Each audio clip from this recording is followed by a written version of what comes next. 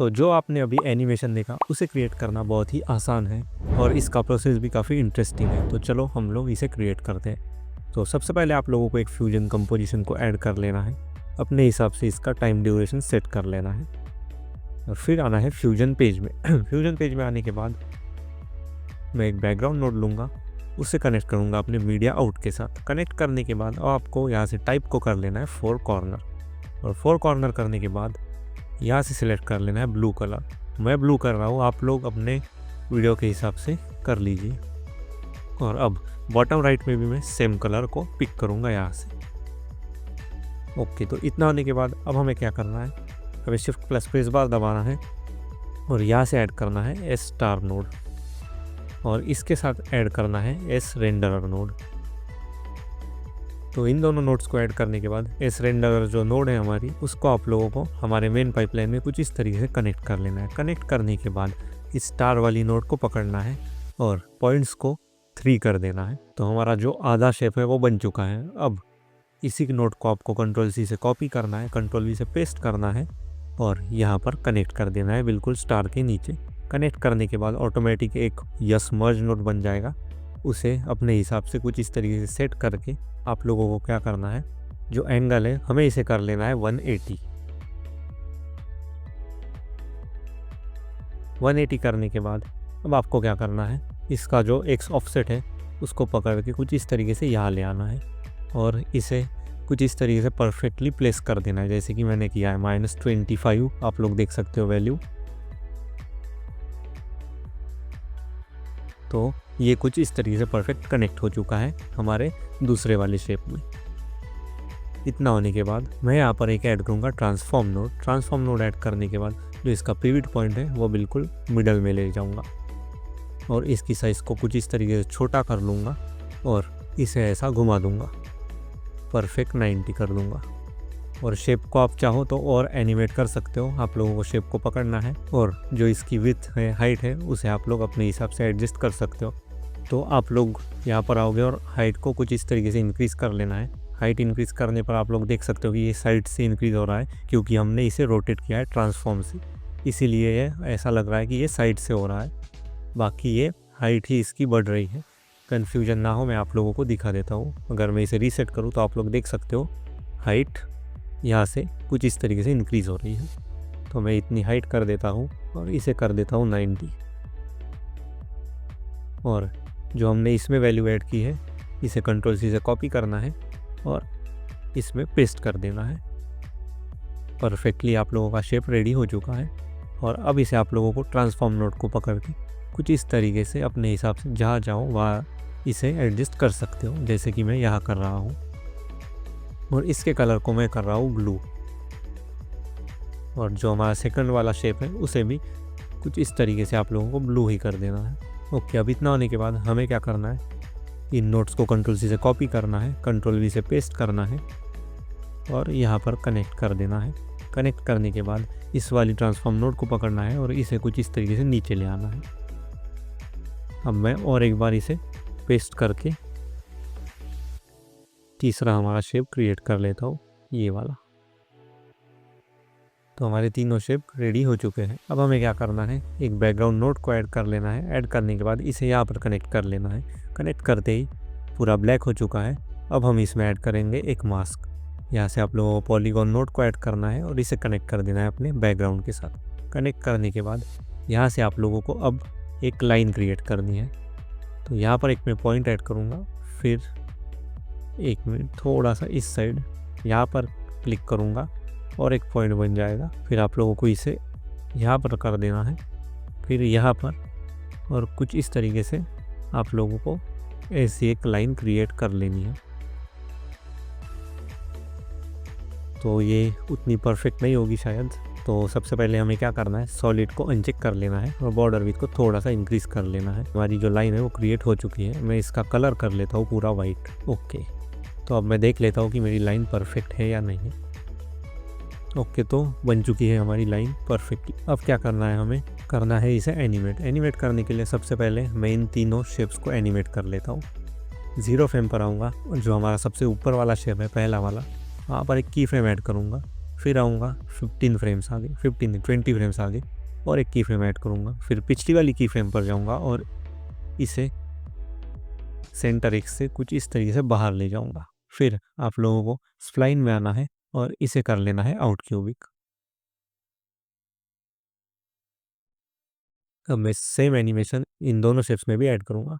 सबसे पहले मैं यहाँ पर एक की फ्रेम ऐड करूँगा 15 फ्रेम में और फिर यहाँ से 20 फ्रेम आगे जाऊँगा यानी 35 फ्रेम पर और एक की फ्रेम ऐड करूँगा। फिर पिछली वाली की फ्रेम पर आऊँगा और इसे यहाँ ले जाऊँगा और वही हम सेम यहाँ पर आउट क्यूबिक ग्राफ का इस्तेमाल करेंगे और मैं तीसरी वाली नोट के साथ भी सेम यही चीज़ करूँगा। तो हमारा इतना एनिमेशन बन चुका है। अब हमें करना है लाइन को एनिमेट। लाइन को एनिमेट करने के लिए पॉलीगॉन नोट को पकड़ना है और जैसे कि मुझे चाहिए कि जैसे ही हमारा जो तीसरा थोड़ा सा स्क्रीन में आ रहा है तब से ये लाइन स्टार्ट हो, तो मैं 33 फ्रेम पर आऊँगा और सबसे पहले आप लोगों को क्या कर लेना है, यहाँ से इन की फ्रेम को रिमूव कर लेना है कुछ इस तरीके से। और अब हमें लेंथ में एक की फ्रेम ऐड करनी है और इसे कर लेना है कुछ इस तरीके से 0। फिर अपने हिसाब से कुछ फ्रेम्स आगे जाना है, जैसे कि मैं जाता हूँ 55 फ्रेम पर और इसे कर लेता हूँ पूरा इंक्रीज। अब आप देखोगे कुछ इस तरीके का हमारा लाइन एनिमेशन क्रिएट हो चुका है। आप चाहो तो इसे भी स्मूथ कर सकते हो यहाँ से या फिर लीनियर रख सकते हो। ओके, तो मैं यहाँ पर इसे ग्राफ नहीं दूंगा, इसे मैं लीनियर ही रखूँगा। अब हमें इसमें ऐड करना है टेक्स्ट। टेक्स्ट ऐड करने के लिए हम क्या करेंगे, यहाँ पर आएंगे, एक टेक्स्ट नोट लेंगे और अगर मैं यहाँ पर इसे कनेक्ट करूँ और ऐड करूँ, जैसे कि मैंने यहाँ पर टेक्स्ट नोट को ऐड किया, इसकी साइज़ को इंक्रीज़ कर लेता हूँ, फॉन्ट सिलेक्ट कर लेता हूँ यहाँ से और मैं अगर इसे यहाँ ले जाऊँ, इसकी साइज़ को कम कर लूँगा इतना, तो यहाँ पर एक प्रॉब्लम आएगी कि हमारा शेप के साथ एनिमेट नहीं होगा। उसके लिए हमें एक सिंपल चीज़ करनी है, हमें यहाँ पर टेक्स्ट नोट को ऐड नहीं करना है, हमें ट्रांसफॉर्म के पहले इसे ऐड कर लेना है। ट्रांसफॉर्म के पहले ऐड करने के बाद आप लोग देखोगे कि ये साथ में एनिमेट होगा। अब ये इसलिए स्क्रीन पर नहीं आ रहा है क्योंकि हमने पहले इसे छेड़ कर रखा है। तो सबसे पहले मैं इन वैल्यूज़ को रीसेट कर लेता हूँ, जो टेक्स्ट वाली है यहाँ, तो ये रीसेट हो चुकी है। मैं इसकी साइज़ को इंक्रीज़ कर लेता हूँ और अगर आप देखोगे कि हमारा जो टेक्स्ट है वो आड़ा हो चुका है, तो हम इसे करेंगे सीधा। सीधा करने के लिए हम यहाँ पर आएंगे ट्रांसफॉर्म में और जेड एक्सिस में कुछ इस तरीके से रोटेट करेंगे 90 डिग्री पर और इसे कुछ इस तरीके से यहाँ पर सेट कर लेंगे और साइज़ को कर लेंगे थोड़ा सा छोटा और परफेक्ट मिडल में सेट कर लेंगे। अब आप देखोगे कि जो हमारी वैल्यूज़ है वो उल्टी हो चुकी हैं। उल्टी से मेरा मतलब है, अगर मैं वाई को छेड़ूँ तो ये साइड में जा रहा है, लेफ़्ट राइट, और अगर एक्स को छेड़ूँ तो ये ऊपर नीचे हो रहा है। वो इसलिए क्योंकि हमने इसका जो एंगल है वो चेंज किया हुआ है, इसलिए ये ऐसा हो रहा है। अब मैं इस टेक्स्ट नोट को आगे भी पेस्ट करूँगा कुछ इसी तरीके से, तो अगर मैंने यहाँ पर पेस्ट किया तो फिर से वही प्रॉब्लम आएगा, इसलिए मैं ट्रांसफॉर्म के पहले इसे पेस्ट कर रहा हूँ और इसका टेक्स्ट में कर देता हूँ चेंज। और सेम मैं इस नोट को कंट्रोल सी से कॉपी करूँगा, कंट्रोल वी से पेस्ट करूँगा और यहाँ पर कनेक्ट कर लूँगा और इसका टेक्स्ट चेंज कर लेता हूँ। तो जो मैंने प्रॉब्लम बताई थी ट्रांसफॉर्म वाली, तो दिखाता हूँ मैं आप लोगों को। ये ट्रांसफॉर्म ने यहाँ पर 90 डिग्री पर घुमा कर रखा है, शेप्स है। ट्रांसफॉर्म के पहले हमने शेप ऐड किए और हमने उसे रोटेट किया। अब हमने टेक्स्ट भी उस ट्रांसफॉर्म के पहले ऐड किया, इसलिए वो घूम जा रहा है। अगर मैं टेक्स्ट को यहाँ से निकाल कर यहाँ पर ऐड करूँ और इसकी वैल्यूज़ को रीसेट कर लूँ, तो आप लोग देखोगे कि हमारा जो टेक्स्ट है वो परफेक्ट आ चुका है मिडल में। लेकिन यहाँ पर रोटेशन 90 पर है, इसलिए अभी भी आ रहा है। मैं इसको सीधा कर लेता हूँ, यहाँ पर आप लोग देख सकते हो। तो ट्रांसफॉर्म को हमने रोटेट करके रखा है, इसीलिए हमारा टेक्स्ट भी ऑटोमेटिक पहले ही रोटेट होकर आ रहा है। इसीलिए ये जो प्रॉब्लम है, प्रॉब्लम नहीं, ये चीज़ हो रही है। तो आई होप कि आप लोग ये समझ गए होंगे। ओके, तो मैंने यहाँ पर टेक्स्ट को परफेक्टली सेट कर लिया है। अब इतना होने के बाद हमें इसमें ऐड करना है एक टेक्स्ट, जो कि है हमारा फर्स्ट वाला जो शेप है उसके आगे। मैं यहाँ से एक टेक्स्ट नोट लूँगा और यहाँ पर कनेक्ट कर दूँगा। कनेक्ट करने के बाद यहाँ पर लिखूँगा की। की लिखने के बाद फॉन्ट को सिलेक्ट कर लूँगा यहाँ से और इसकी साइज़ को इंक्रीज़ कर लूँगा और अब मैं इसे करूँगा एनिमेट। तो मैं चाहता हूँ कि ये 40 फ्रेम से एनिमेट हो। यहाँ पर मैं टेक्स्ट में आऊँगा, टेक्स्ट में नहीं, मैं ट्रांसफॉर्म में आऊँगा, एक की फ्रेम ऐड करूँगा ऑफसेट एक्स और वाई में और 10 फ्रेम्स आगे जाऊँगा और एक की फ्रेम ऐड करूँगा। फिर आऊँगा पिछली वाली की फ्रेम पर और इसे वाई एक्सिस के साथ कुछ इस तरीके से नीचे ले आऊँगा। और अब इतना होने के बाद मैं जाऊँगा शेडिंग में, एक की फ्रेम ऐड करूँगा 40 फ्रेम पर और इसकी ओपेसिटी को पूरा 0 कर दूँगा और जाऊँगा 50 की फ्रेम पर, मतलब 50 फ्रेम पर जहाँ पर हमने दूसरी की फ्रेम ऐड की है और इसे कर लूँगा कुछ इस तरीके से इंक्रीज़। हमारा कुछ इस तरीके का एनिमेशन बन चुका है। अब हम इसे करेंगे स्मूथ। स्मूथ करने के लिए मैं यहाँ से आउट क्यूबिक ग्राफ को यूज़ करूँगा। तो हमारा एनिमेशन यहाँ तक रेडी हो चुका है। आप सेम एनिमेशन इन दोनों शेप्स के आगे टेक्स्ट एनिमेशन जो है वो ऐड कर सकते हो। अब मैं आप लोगों को बता देता हूँ कि हमें इसमें एक जूम कैसे ऐड करना है। जूम मतलब हम वो स्मूथ जूम ऐड नहीं करेंगे, हम एक जंप वाला जूम इसमें ऐड करेंगे। आप लोगों को आ जाना है एडिट पेज में। एडिट पेज में आने के बाद यहाँ पर एक एडजस्टमेंट क्लिप को ऐड कर लेना है और मैं चाहता हूँ कि इस वाले मूवमेंट पर हमारी जो फ्रेम है वो जूम हो।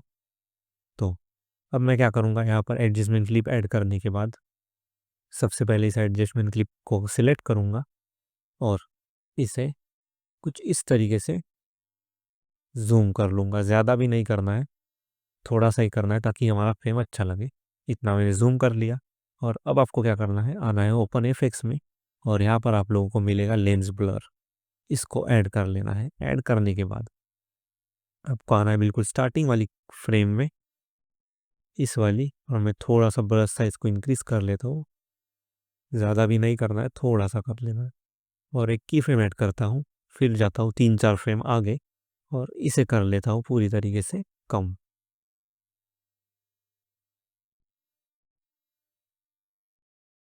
तो ये अभी जो है जूम ज़्यादा, मतलब जो ब्लर है वो ज़्यादा लग रहा है, तो मैं वापस आऊँगा यहाँ पे 1-2 फ्रेम पीछे जाऊँगा और इसे कर दूँगा 0 कुछ इस तरीके से। और मैंने ब्लर को कुछ ज़्यादा इंक्रीज़ कर लिया, इस वजह से ये ज़्यादा इंक्रीज़ नहीं करना है, तो मैं फ़िलहाल के लिए इसे ऐसा रख रहा हूँ। और इसे और अच्छा बनाने के लिए हम इसमें ऐड करेंगे ग्लो और ड्रॉप शैडो। और इसे और बेहतर करने के लिए drop shadow, glow, motion blur का यूज़ ज़रूर करना। मोशन ब्लर आप लोग यहाँ से मर्ज से हर एक चीज़ का मोशन ब्लर ऑन कर सकते हो और इसे प्ले करके देख सकते हो। आप लोगों का एनिमेशन काफ़ी अच्छा लगेगा। तो आई होप आप लोगों को ये वीडियो पसंद आई होगी और समझ आई होगी, और अगर कुछ समझ ना आया हो तो मुझे ज़रूर कमेंट कीजिए, मैं आप लोगों को डेफिनेटली रिप्लाई करूँगा।